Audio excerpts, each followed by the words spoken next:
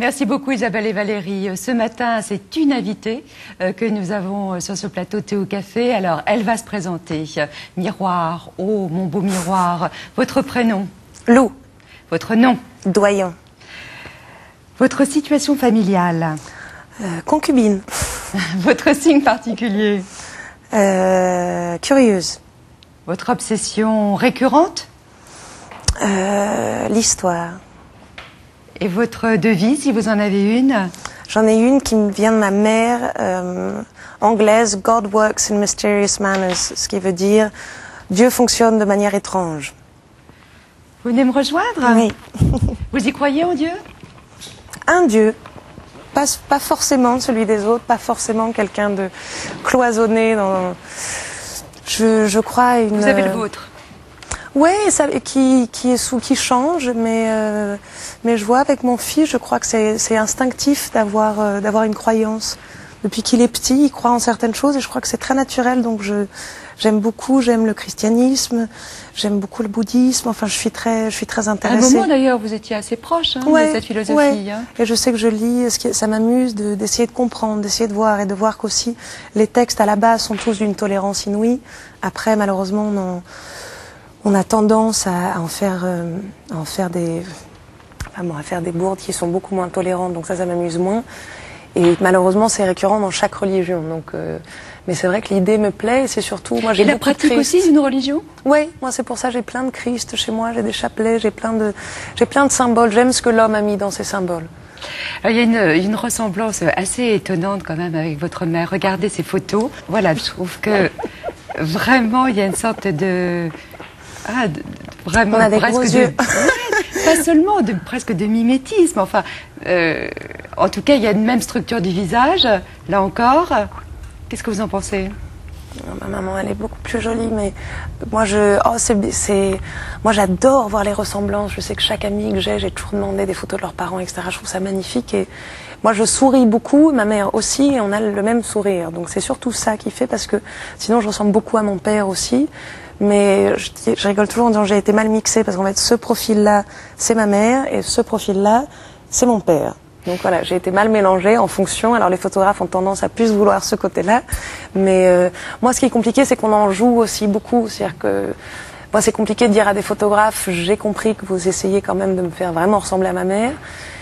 C'est compliqué de l'accepter. En même temps, faut faire avec. Moi, je crois le plus je grandirai, le plus ça lâchera à un moment donné, mais c'est vrai. Et vous êtes arrivé même d'être humilié, non? Quand on vous a demandé un jour pour une scène qui rappelait vraiment votre mère. Ah oui, moi ça m'est déjà arrivé qu'on me demande des choses énormes. On dit mais c'est pas possible parce que ma mère est magnifique, elle est en pleine forme, et si on veut ça, qu'on appelle ma mère parce qu'elle est magnifique comme ça. Et c'est vrai on est très proches. Je l'aime très très fort, mais on n'est pas pareil du tout. Du tout. Alors, est-ce que, par exemple, elle avalerait le matin un petit déjeuner pantagruélique? Regardez ce qui nous arrive. Est-ce que vous nous avez demandé un petit déjeuner? Super.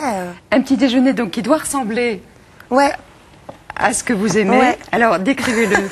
Merci Michel. Baked beans, confiture, vous avez mis quoi? C'est des haricots au ketchup. Ouais. Baked beans, oui. C'est un peu bizarre à regarder comme ça. Mais avec des toasts, c'est hyper bon. Avec mon fils, on adore ça. Bien sûr. Moi, c'est 2 œufs au plat, c'est pas omelette. Mais ça ressemble. Voilà, avec du bacon. Obligé.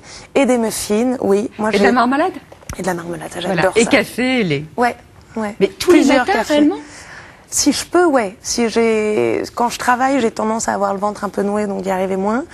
Mais ça dépend, en tournage surtout. Moi, le matin, même avant mon fils, c'était petit déjeuner comme ça. À chaque fois, il croit que c'est pour 2. Donc, j'ai dit, non, c'est pour moi toute seule, devant des cartoons. Voilà, c'est d'une tristesse inouïe, mais c'est comme ça. Vous dites avant le tournage, j'ai le ventre noué. Et c'est vrai que quand on vous connaît, les professionnels le disent, vous vous donnez à fond. Ouais, c'est peut-être trop, même. Je sais qu'il faut que... Mais d'où ça vient, ça? Pourquoi ce besoin de tout donner?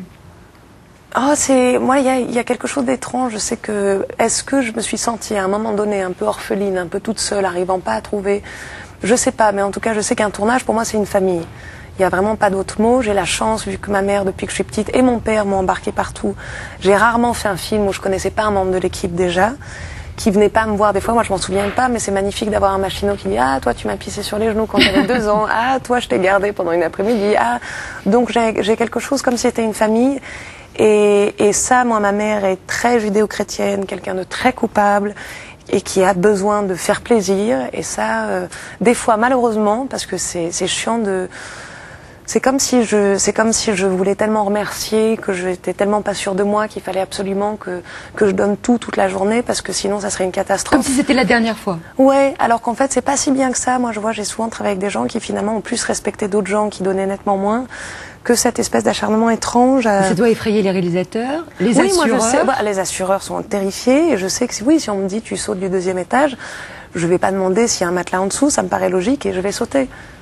Parce que, en plus, là-dessus, je suis fille de réalisateur, je vois ce que c'est que d'essayer de faire un film, d'écrire, de passer 4 ans, 6 ans, 8 ans, des fois, pour un projet. Et quand on a la chance de devoir incarner un fantasme qu'ils ont eu, quelque chose qu'ils ont imaginé, on a envie de tout donner. On a passé une journée avec vous, Laurence Boulet et Stéphane Guillemot, donc, sont allés à Paris dans les lieux que vous aimez, dans lesquels vous vous sentez bien. Et notamment, le premier lieu, c'est un restaurant très mythique.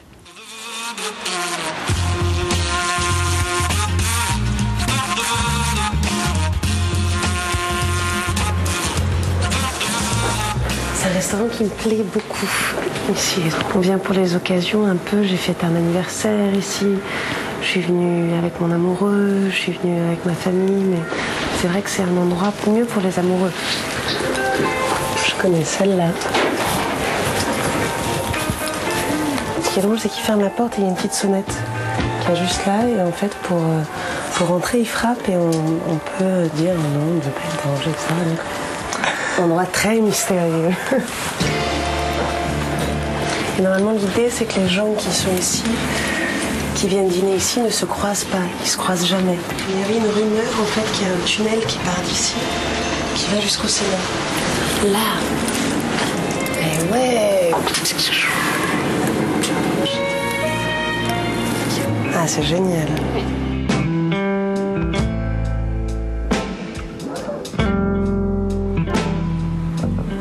Quand on offrait un diamant à une fille, pour vérifier si c'était du vrai diamant et s'il était bien taillé, on essayait de graver dans le miroir. Et si ça marchait pas, c'est que le diamant était toc.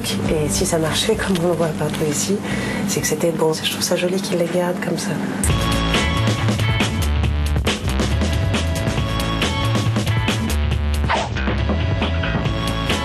C'est un endroit où je viens beaucoup, mais c'est vrai que j'aime beaucoup les sculptures, j'aime beaucoup l'impressionnisme, enfin j'aime beaucoup la période, fin du siècle dernier, début de ce siècle, et c'est ce que je préfère dans la peinture en fait. Il y a une statue très très belle où en fait Rodin avait fait un portrait, enfin voulait faire une sculpture de Camille, et au moment donné où il l'a envoyée pour qu'elle se fasse mouler en bronze, il a appris qu'on l'envoyait dans un asile. Et il a demandé à ce qu'on arrête l'œuvre. Et en fait, effectivement, l'impression qu'elle se fait interner. Enfin, on ressent l'internement et la folie dans laquelle elle vient de sombrer. C'est une de mes œuvres préférées. Je suis très très morbide, mais le morbide me ramène à la vie. Et moi, tout ce qui est attrait avec l'enfer, ça c'est sûr que j'adore ça.